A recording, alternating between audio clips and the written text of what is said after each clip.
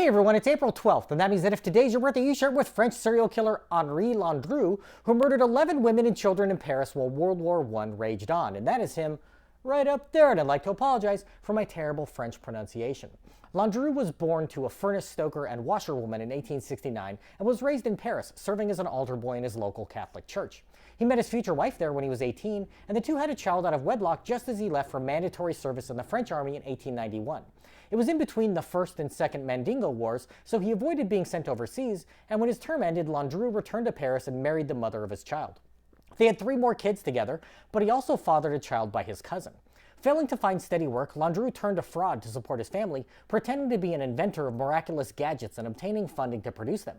But he would skip town with the money, never actually making anything. He would have loved Kickstarter.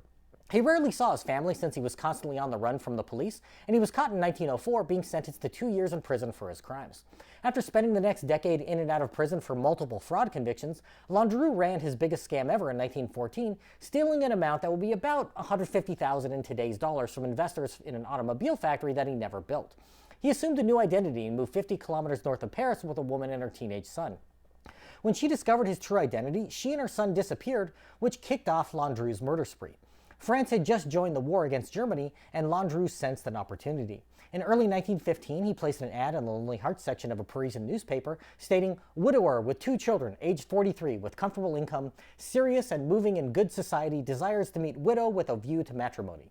With most eligible bachelors away at the front and many newfound widows in Paris due to the First World War, there were plenty of responses. He was corresponding with so many women and using so many aliases that he had to keep notes to keep his story straight. Landru would entice women to come to his home, seduce them, gain access to their assets, then kill, dismember, and burn them in his oven. Yet he was still a better option than most you'll find on Bumble. Between 1915 and 1919, he killed at least 11 victims, but evidence uncovered 100 years later indicates that he may have killed as many as 72. In 1919, the sister of one of his victims was able to convince the police to investigate, and they rounded up Landru and charged him with embezzlement. No bodies were found because he had burned them all, but they found enough circumstantial evidence to tie him to 11 missing persons. Landru was convicted of 11 counts of murder in 1921 and executed by guillotine the next year.